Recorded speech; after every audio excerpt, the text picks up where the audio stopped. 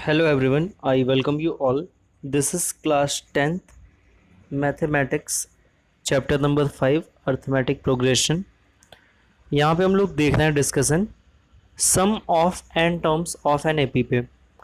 इसमें क्या है, लास्ट टाइम हम लोग कई सारे क्वेश्चंस को सॉल्व भी कर चुके हैं और उसी सीक्वेंस में हम लोग आगे बढ़ रहे हैं। फॉर्मूला क्या था मैं एक बार आपको याद दिला देता हूँ। S N is equal to n by two in bracket two a plus N minus one into d, ये फॉर्मूला है इसका।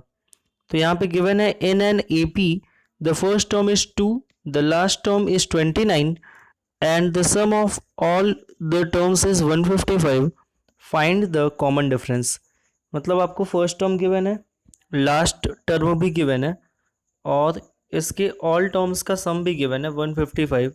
आपको फाइंड करना है कॉमन डिफरेंस। कैसे करेंगे? तो here a is 2, l is 29 and S N is 155।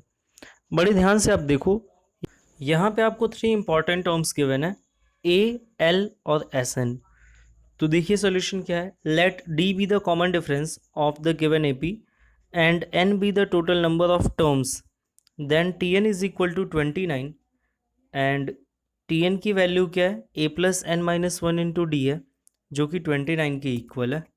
और यहाँ से आएगा 2 plus N minus one into d is equal to 29। ये आपका एक इक्वेशन बन गया। अब देखिए फॉर्मूला क्या है। The sum of n terms of an A P is given by this formula, S N is equal to n by two in bracket A plus l, और वो 155 के इक्वल गिवन है। अब आपको ये थोड़ा सा कंफ्यूजिंग लग सकता है कि कल कुछ और फार्मूला बताया गया था, आज कुछ और बताया जा रहा है। तो वो भी एक फार्मूला और ये भी एक फार्मूला है। Now let's going to the next slide. अब देखिए आपके पास क्या है, यहाँ से आ गया n by two in bracket A plus l. L की जो वैल्यू थी वो कितनी थी, 29। तो यहाँ से 2 भी पुट हो गया ए की जगह और एल की जगह 29 पुट हो गया, और 29 प्लस 2 हो जाएगा 31, that is equal to n by two into 31, that is equal to 155।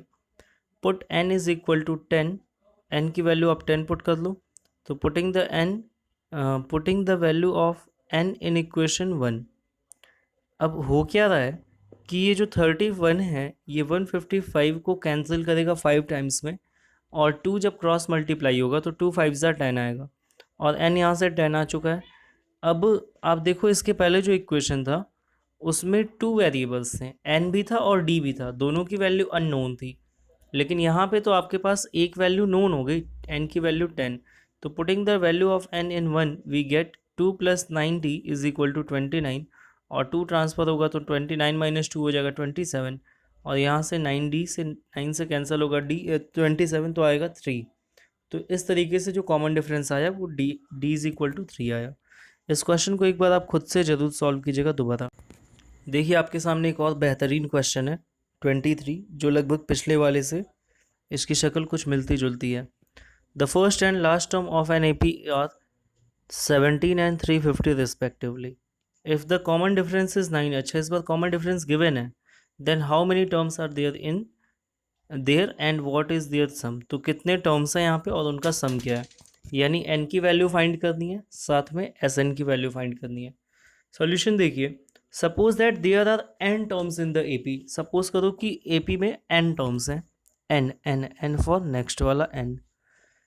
Here a is equal to 17, d is equal to 9 and t is equal to L is equal to 350। तो an जो last होता है ना वही an भी होता है, ऐसा आप मान लो। तो an इज इक्वल टू है 350। an का formula a plus N minus one into d is equal to हो गया 350। a की वैल्यू पुट करो, d की वैल्यू पुट करो, हो गया 17 plus 9 minus one into 9 is equal to 350। थोड़ा सा सॉल्व करें इसको, 9 मल्टीप्लाई होगा n में तो 9n आएगा, और 9 वन जा माइनस 9 होगा, और 17 माइनस 9 होगा 8। अब ये 8 जाएगा राइट हैंड साइड में 350 में माइनस होने, जो कि आपको देगा 342। 9n इज इक्वल टू है 342, 9 से कैंसिल करो, 9 3 ज़ा 27 बचा 7 2 72, 9 8 ज़ा 72 आ गया 38। अब n की वैल्यू आ गई है 38, जो कि इस क्वेश्चन का हाफ सोल्यूशन है, आधा सोल्यूशन हो चुका है। नेक्स्ट पार्ट था व्हाट इज दियर सम। अब सम फाइंड करना तो इजी हो गया क्योंकि सारे वैल्यू पता चल गए। तो अभी आपके पास 2 ऑप्शन है। ऑप्शन क्या है कि आप एक और फार्मूला जो इसके पहले हम लोगों ने डिस्कस किया, S N is equal to n by two in bracket 2a plus N minus 1 into d, उसका भी यूज़ कर सकते हैं। लेकिन अगर एल की वैल्यू पता है तो एल का भी यूज़ करेंगे और क्वेश्चन ईजिली सॉल्व होगा। तो S N is equal to है N by two in bracket A plus L, तो 28/2 इन ब्रैकेट 17 प्लस 350, ऐड कर दोगे 367 आएगा और 28 में डिवाइड होगा 2 से। जस्ट वेट, मिसप्रिंट है ये, यहाँ पे 38 होना चाहिए था, छोटा सा मिसप्रिंट है, जहाँ पे 28 है वहाँ 38 होगा। तो 38/2 की वैल्यू आएगी 19 और 19 का आप मल्टीप्लाई कर दीजिए, आ जाएगा 6973, hence the required sum is 6973। और अब तक आपको इस टाइप के क्वेश्चन सॉल्व करना सीख लेना चाहिए। और कुछ क्वेश्चंस आपके बुक में हैं एक्स्ट्रा, वो आप ट्राई कर लेना, या एट लीस्ट कम से कम इतना कर लीजिएगा कि जितना मैं ऑनलाइन में पढ़ा रहा हूँ, कुछ सेलेक्टेड क्वेश्चन मैं सारे करवा रहा हूँ, तो एटलीस्ट इनको 2 टाइम्स 3 टाइम्स 4 टाइम्स जितनी बार हो सके सॉल्व करके देख लेना। Let's solve a new question. एक और बेहतरीन क्वेश्चन आपकी स्क्रीन पे, question number 36। The sum of 4th and 8th term of an AP is 24। अगर आप कॉपी पेन लेके सामने बैठे हो तो अब आपको ये राइट कर लेना चाहिए कि A4 और A8 का जो एडिशन है that is equal to 24 and the sum of its 6th and 10th terms is 44। और इसका जो A6 वाला टर्म है और A10 है, उन दोनों का एडिशन 44 है। Find the sum of its first 10 terms, इसके स्टार्टिंग के 10 टर्म्स को फाइंड करना है, उनका सम फाइंड करना है।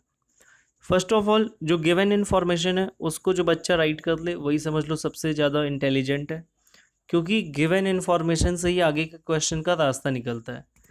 Let a be the first term and d be its common difference of the A P. तो फर्स्ट जो गिवन स्टेटमेंट है कि A4 और A8 का सम है 24, तो A4 प्लस A8 हो गया 24।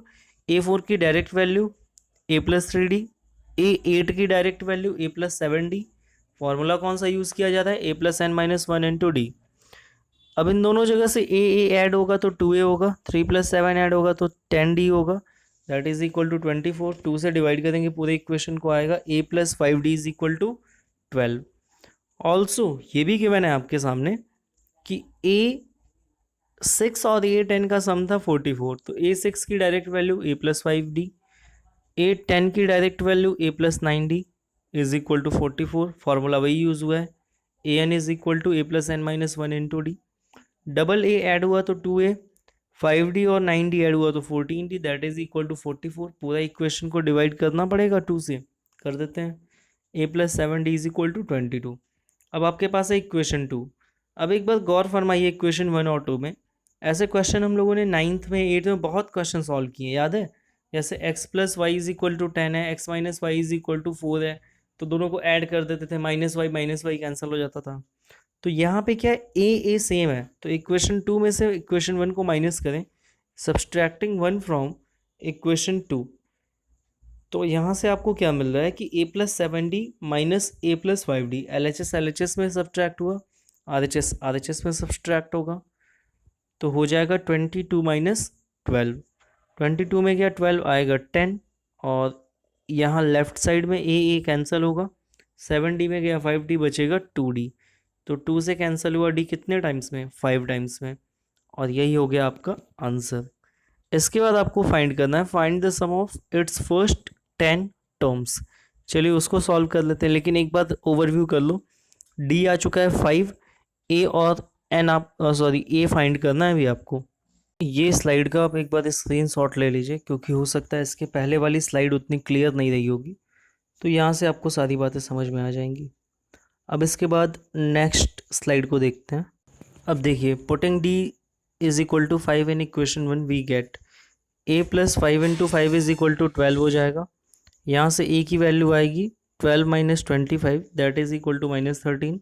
अब सीधे using the formula S N is equal to n by two in bracket 2A plus N minus 1 into d we get. सारी वैल्यूज़ अब आपको पता चल चुकी हैं।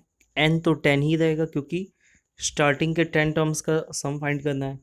A हमने फाइंड ही कर लिया है माइनस 13, D हमें पता ही है 5, वैल्यू पुटिंग कर दिए, सॉल्व कर दिए, आंसर आ गया। देखिए 10/2 इंटू इन ब्रैकेट 2 इंटू -13 जो ए क्या वैल्यू है, प्लस 10-1 यानी 10th टर्म फाइंड करना था, 10th का सम फाइंड करना था, इंटू डी की वैल्यू 5 है, सॉल्व किए 5 आया 10/2 से, इन ब्रैकेट 13 टू -13 टू ज़ा -26 आया, और 9 5 ज़ा 45 आया, 45 में गया 26 बचा 19, 19 5 ज़ा आ गया 95, hence the required sum is 95।